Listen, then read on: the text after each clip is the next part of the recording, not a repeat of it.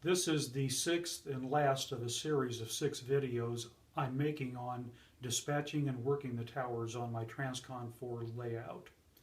We're standing here at West Pullman Tower, and this video specifically has to do with the operator and how to work West Pullman. Like Aurora Tower, basically 3 duties. You're going to work as a mini dispatcher, and we'll talk about your territory here in a minute. You're going to work as a leverman, and when we write orders in a particular session, you'll be writing those orders too. Your territory extends from any yard the train's coming out of here in Chicago, through West Pullman, down Daughtry's Hill. We're not going to walk down there, but it extends all the way to the home signal at Hobart, Indiana, and that's where the single track stops, the double main begins, and that's where the dispatcher's territory begins. And likewise, inbound trains will have trains stopping in Hobart, Indiana, calling you for track warrant to come up Daughtry's Hill, because again, that's where your track begins.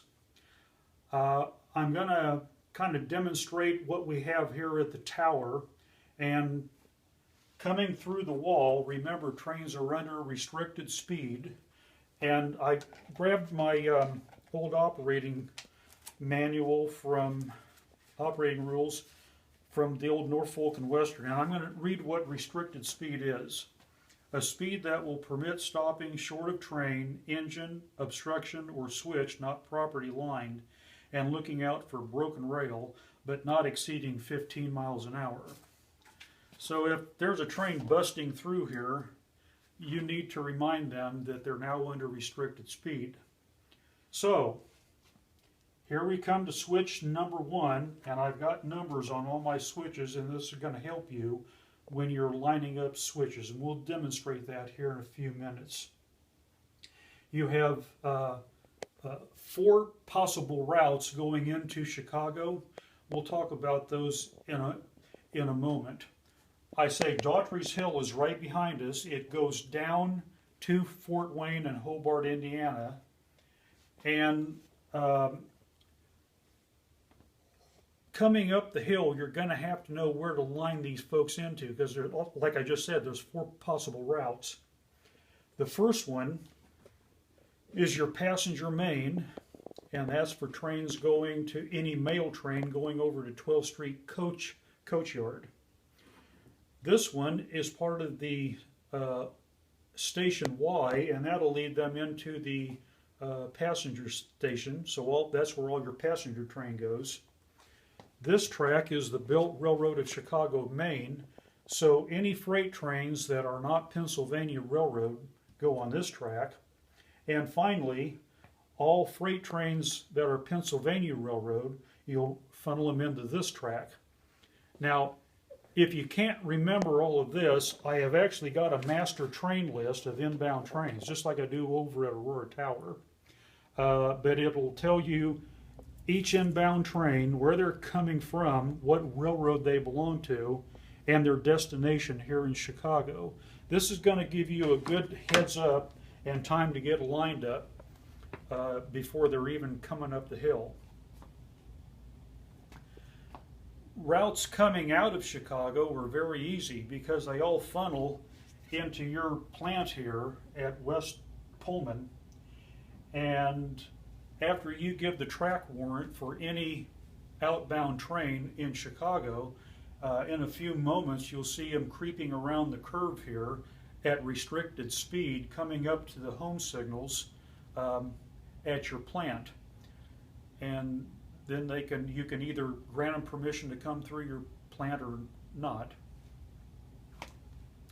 So when that train's bearing down on you, you better know in advance where they're going.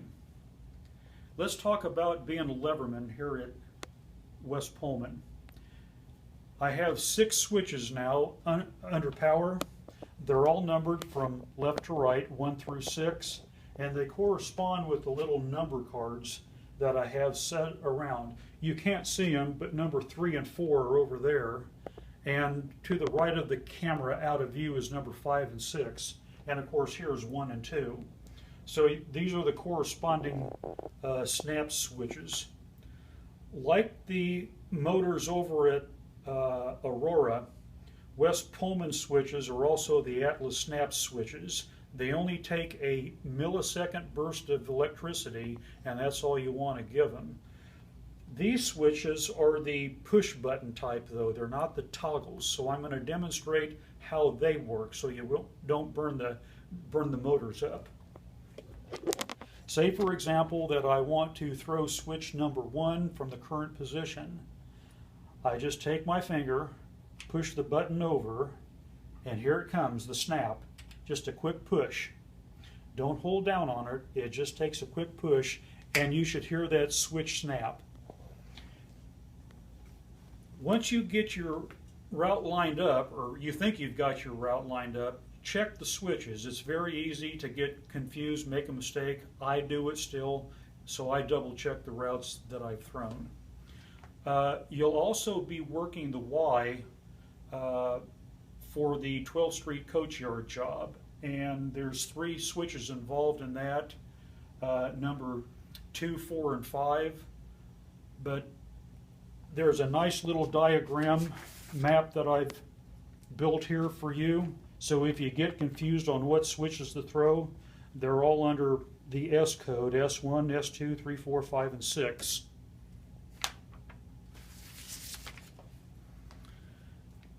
Writing orders. Depending on how many people we have and how much time I think you're going to have, we may or may not be writing train orders here. And you'll have train orders sitting on your desk. They look like this. They're the flimsy 19s. And instead of going through the time demonstrating how to write those, I have made an example order out. And you could just, it's very easy to do, just copy what the information here is onto this. You'll write orders for trains going through to either Pittsburgh or Philadelphia. You don't need to write train orders for the commuter trains, and you really don't need to write train orders for the trains going down into the Fort Wayne staging yard. Okay, so you're standing here, you're sitting on your stool, and you're getting ready for a call from an outbound train, and here comes one. You're the person who's going to give the track warrant to any outbound train coming out of Chicago. And when they finally pull out of the yards, assuming you've given them that permission, they come past you, you remind them that you've only given them permission to go down to the home signal at Hobart, Indiana. From that point, they call the Pennsylvania dispatcher. Inbound trains, the dispatcher has given them permission to come to the home signal at Hobart coming from Philadelphia or Pittsburgh. They should have stopped there, and they should have called you to get your permission to come up Daughtry's Hill on the single main. If you see a train creeping around the curve that you haven't given permission, go get that 2-foot 2x4 I keep in the dispatcher's office, grab it and smack them up the side of the head. They had no permission to come up that hill, and you need to let them know. Right behind me at the little village of West Pullman, right around this curve here that I spoke of, there is both a commuter station that the commuter train will be tossing out inbound and outbound. There is also a platform for the freight trains to the local freight to unload its LCL. There's also an OS sign, which means on station. It's not your responsibility. That's the responsibility of the train crews. They're to OS coming up the hill and going down the hill. The only exception, I guess, might be the commuter train. Let's talk about the commuter train for just a moment, because I said your territory ends at the home signal at Hobart, Indiana. Well, that's true, but you can fudge on something. Because when you let the commuter train down the hill, it makes it stop there at Hobart, but then it goes on to the dispatcher's territory, onto Fort Wayne. That's where I'm going to allow this fudging to take place. You can actually dispatch that commuter train yourself out to Fort Wayne. They're to be on the right-hand main like they're supposed to, and once they've made their station stop at Fort Wayne, I'll also allow you to grant them permission just to shove back to Hobart, Indiana, where a single track starts, and they can shove back on the wrong main then. That's the same main they went out on. That's about it for West Pullman. I think it's a great job, and I hope you like it. I hope you've enjoyed this series of 6 videos, and I'll see you in my next one.